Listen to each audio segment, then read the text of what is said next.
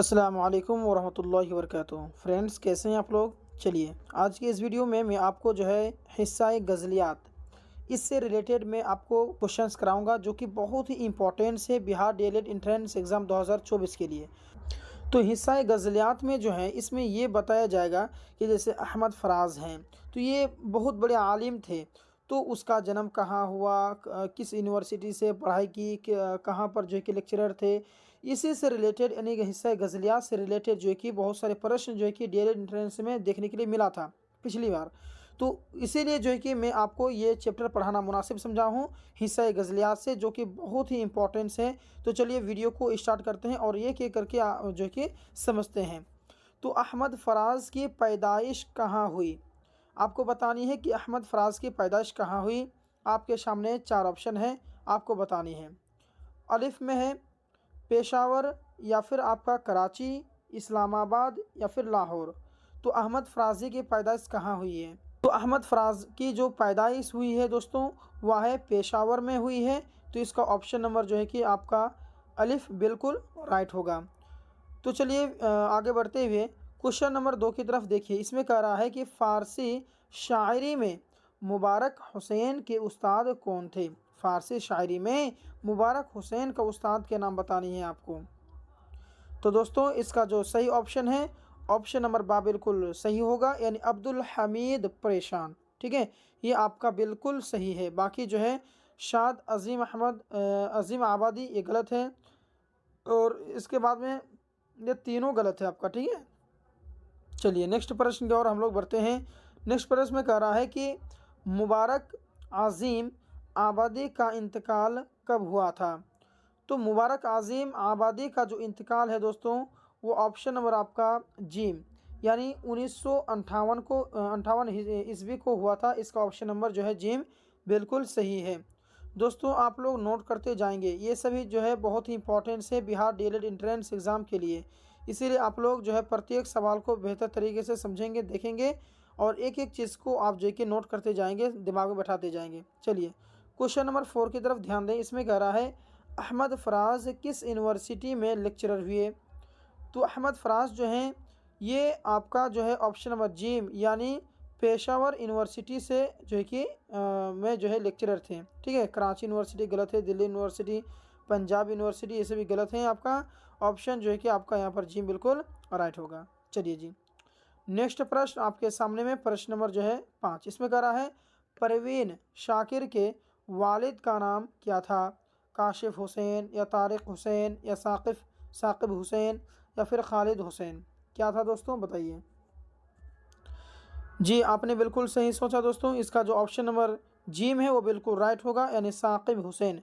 परवीन शाकिर के वालिद का जो नाम था वो था साकिब हुसैन। ठीक है, दिमाग में रहेगा कि नहीं रहेगा, ज़रूर रहेगा। ठीक है, चलिए जी क्वेश्चन 6 को देखें। इसमें कह रहा है अहमद फराज का इंतकाल कब हुआ। तो अहमद फराज का जो इंतकाल है दोस्तों 2008 ईस्वी में, या 2009 ईस्वी में, 2007 ईस्वी में, या फिर 2006 ईस्वी में, कब हुआ था फ्रेंड्स। इसका जो अहमद फराज का जो इंतकाल हुआ था 2009 ईस्वी में हुआ था। इसीलिए इसका जो ऑप्शन नंबर बा है वो बिल्कुल आपका राइट होता है। चलिए अब अगला प्रश्न, प्रश्न नंबर 7। इसमें कह रहा है कि मेहदी अफादी का असल नाम क्या था। तो मेहदी अफादी का असल नाम क्या था। सैयद मेहदी, या मेहदी रिजवी, या फिर मेहदी हसन, या फिर आपका अनवर मेहदी। तो फ्रेंड्स इसका जो सही ऑप्शन है ऑप्शन नंबर जी हो जाएगा बिल्कुल राइट, यानी मेहदी अफादी का जो असल नाम था वो है मेहदी हसन। क्या है, मेहदी हसन। चलिए अब नेक्स्ट सवाल की ओर हम लोग बढ़ते हैं। प्रश्न नंबर 8 में ध्यान दें। इसमें कह रहा है कि मेहदी अफादी यूपी के किस शहर में पैदा हुए। तो मेहदी अफादी जो है वो तो यूपी में तो पैदा हुए हैं, लेकिन यूपी के कौन से शहर में पैदा हुए हैं। अलिफ में है गोरखपुर में, या फिर लखनऊ में, इलाहाबाद में, या फिर अलीगढ़ में, कहाँ पर पैदा हुए। तो दोस्तों इसका जो ऑप्शन नंबर आपका अलिफ है ना, वो बिल्कुल राइट होगा, यानी गोरखपुर में। मेहदी अफादी जो है गोरखपुर के पैदा हुए हैं, वहाँ पर पैदा हुए थे। ठीक है, चलिए जी क्वेश्चन नंबर 9 में देखिए। इसमें कह रहा है उर्दू शायरी में मुबारक हुसैन के उस्ताद कौन थे। तो उर्दू शायरी में जो मुबारक हुसैन के जो उस्ताद थे दोस्तों, वो ऑप्शन नंबर जीम, यानी दाग दहलवी। कौन थे, दाग दहलवी। आतिश लखनवी गलत हैं। उसके बाद में मसहफ़ी, ये भी गलत हैं। ज़ौक़, ये भी गलत हैं।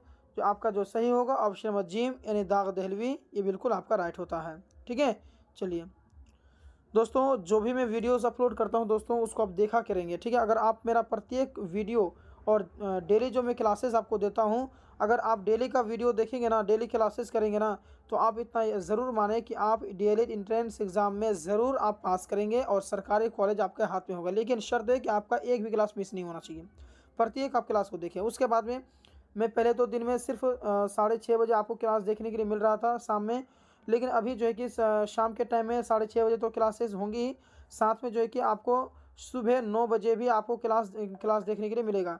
इसीलिए आप जो है कि दोनों टाइम जो कि एक्टिव रहेंगे और दोनों टाइम जो कि अपना क्लास करते रहेंगे आप। ठीक है, चलिए क्वेश्चन नंबर हम लोग अभी देखते हैं। क्वेश्चन नंबर 10 इसमें कह रहा है गज़ल अरबी के किस सनफ़ से माखूज़ हैं, यानी गज़ल जो है अरबी के किस सनफ़ से माखूज़ हैं, किस सनफ़ से लिया गया है।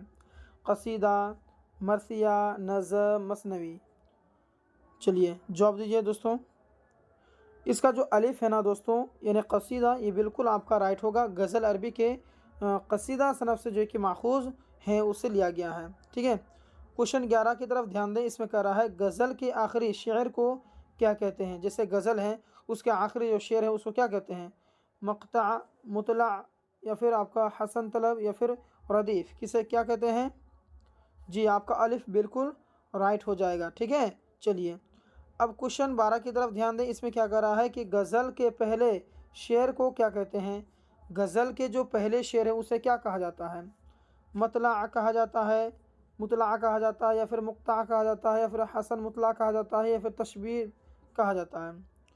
तो दोस्तों इसका जो है ऑप्शन नंबर अलिफ बिल्कुल राइट होगा, यानी मुतला कहा जाता है। ठीक है, अगला क्वेश्चन, क्वेश्चन नंबर 13 की तरफ ध्यान दें। इसमें कह रहा है कि जिस गज़ल में रदीफ़ ना हो उस गज़ल को क्या कहते हैं। तो जिस गज़ल में रदीफ़ ना हो दोस्तों उस गज़ल को हम लोग कहते हैं क्या, गैर मुरद्दफ़। क्या कहते हैं, गैर मुरद्दफ़। ठीक है, चलिए अब नेक्स्ट सवाल आपके सामने में प्रश्न नंबर जो है 14 की तरफ ध्यान दें। बहुत ही इंपॉर्टेंट क्वेश्चन है ये। कर है दुक्न के किस शहर के ज़रिए उर्दू गज़ल शिमाल में पहुंची।